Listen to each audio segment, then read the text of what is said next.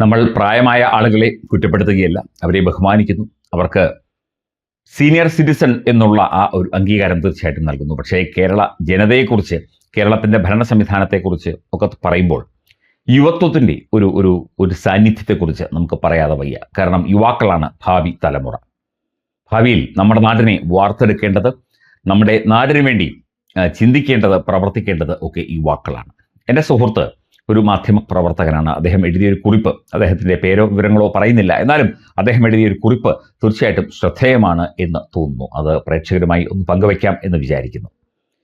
കേരള ജനതയുടെ ഇപ്പോഴത്തെ അവസ്ഥ, നമ്മൾ സാമ്പത്തികമായിട്ടൊക്കെ തന്നെ വളരെയധികം ബുദ്ധിമുട്ടി നിൽക്കുന്ന ഒരവസ്ഥയിലാണ്. അപ്പം നമ്മളെ കരകയറ്റേണ്ടതുണ്ട്, നമുക്ക് നിരവധി പദ്ധതികൾ വരേണ്ടതുണ്ട്, നമുക്ക് ഒരുപാട് പുതിയ ആലോചനകൾ നടത്തേണ്ടതുണ്ട്. കേരള ജനതയുടെ നിലവിലെ ശരാശരി പ്രായം 37 വയസ്സ് എന്നാണ് അദ്ദേഹം പറയുന്നത്. തീർച്ചയായിട്ടും 37 മുതൽ 40 വയസ്സ് വരെയാണ് ശരാശരി പ്രായം. എല്ലാവരുടെയും പ്രായം എടുത്തു കഴിഞ്ഞാൽ ശരാശരി പ്രായം വരുന്നത് ഈ 3.5 കോടി ജനതയുടെ ശരാശരി പ്രായം എന്നത് ഏതാണ്ട് 37 മുതൽ 40-41 വയസ്സ് വരെയാണ്. കേരള നിയമസഭയിലെ നിയുക്ത സാമാജികരുടെ മീഡിയൻ ഏജ് 52 വയസ്സാണ്, അവരുടെ ശരാശരി പ്രായം. നിയുക്ത കേരള മുഖ്യമന്ത്രി വി ഡി സതീശന് 61 വയസ്സാണ് പ്രായം. നിയുക്ത പ്രതിപക്ഷ നേതാവ് പിണറായി വിജയന് 80 വയസ്സ് കഴിഞ്ഞു. അദ്ദേഹത്തിന് 83-84 ആയി എന്നാണ് ബി അശോക് IAS പറയുന്നത്. പക്ഷേ 80 റെക്കോർഡിക്കലി 80 ആണ്. കേരളത്തിലെ പ്രധാന രാഷ്ട്രീയ പാർട്ടികളുടെ അധ്യക്ഷന്മാരുടെ വയസ്സ്: കോൺഗ്രസ് അഡ്വക്കേറ്റ് സണ്ണി ജോസഫ് 73 വയസ്സാണ്. ലീഗ് പാണക്കാട് സാദിഖ് അലി ശിഹാബ് തങ്ങൾ 61 വയസ്സ്. Kerala Congress PJ Joseph.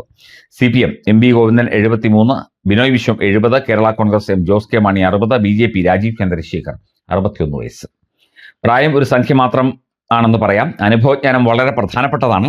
എങ്കിലും നേതൃനിരയിലെ തലമുറ മാറ്റം എപ്പോഴും ജനതയെ നവീകരിക്കും. തലമുറ മാറി വരണം, പുതിയ ആളുകൾ കടന്നു വരണം, പുതിയ ചിന്തകൾ കടന്നു വരണം.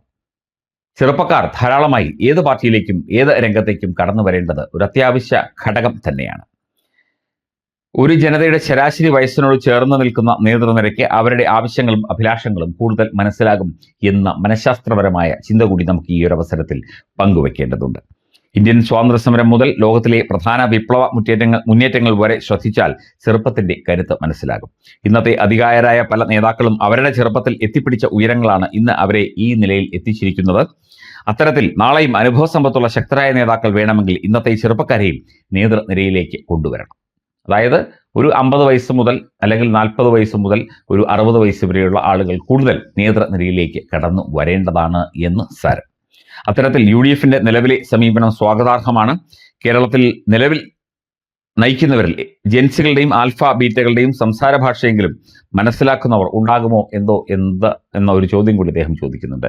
ജനങ്ങളെ മനസ്സിലാക്കണമെങ്കിൽ, അവർക്കൊപ്പം നിൽക്കണമെങ്കിൽ, അവരുടെ കാര്യങ്ങൾ ശരിയായ രീതിയിൽ മനസ്സിലാക്കി പ്രവർത്തിക്കണമെങ്കിൽ അവരുടെ പ്രായമായിരിക്കണം, അല്ലെങ്കിൽ അവരുടെ ചിന്തയ്ക്കൊപ്പം നമ്മൾ സഞ്ചരിക്കേണ്ടതുണ്ട്. ഈ 75-76 വയസ്സായിട്ടും നരേന്ദ്രമോദി യുവാക്കൾക്കൊപ്പം നിൽക്കുന്നതും യുവാക്കൾക്കൊപ്പം സഞ്ചരിക്കുന്നതും അദ്ദേഹത്തിൻ്റെ മനസ്സിൻ്റെ പ്രായം അത്രയും ഒരു ലെവൽ ആയതുകൊണ്ടാണ്. അങ്ങനെ വളരെ കുറച്ച് പേർക്കേ സാധിക്കൂ. പക്ഷെ എന്തായാലും 61 വയസ്സുള്ള വി ഡി സതീശൻ കേരളത്തിലെ യുവതയ്ക്കൊപ്പം, യുവജനതയ്ക്കൊപ്പം, സാധാരണക്കാർക്കൊപ്പം, സ്ത്രീകൾക്കൊപ്പം ഒക്കെ തന്നെ നിൽക്കും എന്ന പ്രതീക്ഷയിലാണ് ഈ കുറിപ്പ് എഴുതിയിരിക്കുന്നത് എൻ്റെ സുഹൃത്ത്. അദ്ദേഹം ഏഷ്യാനെറ്റ് ന്യൂസിലെ ഒരു മാധ്യമ പ്രവർത്തകനാണ്. അദ്ദേഹത്തിൻ്റെ പേര് വെളിപ്പെടുത്തുന്നില്ല. എന്തൊക്കെയായാലും അദ്ദേഹത്തിൻ്റെ ആ ചിന്തയ്ക്ക് ഒപ്പം നമ്മളും മുമ്പോട്ട് പോകുന്നു. നമ്മുടെ ജനതയ്ക്കൊപ്പം, നമ്മുടെ ജനങ്ങൾക്കൊപ്പം വി ഡി സതീശനും കൂട്ടരും എല്ലാ കാര്യങ്ങളിലും ഒപ്പം നിൽക്കും എന്ന പ്രതീക്ഷയോടെ, ഒപ്പം നിൽക്കും എന്ന വിശ്വാസത്തോടെ നമ്മൾ തീർച്ചയായിട്ടും ആ ഒരു മന്ത്രിസഭയുടെ പ്രായമോ മറ്റു കാര്യങ്ങളോ ഒക്കെ തന്നെ രണ്ടാമത് ചർച്ച ചെയ്യേണ്ട വിഷയമാണ്. എന്നാൽ പോലും തീർച്ചയായിട്ടും അതിനൊക്കെ തന്നെ ഒരു പ്രാധാന്യമുണ്ട്, അതൊരു പ്രധാനപ്പെട്ട ഘടകമാണ് എന്നുകൂടി ഈ കുറിപ്പ് ഓർമ്മപ്പെടുത്തുന്നു.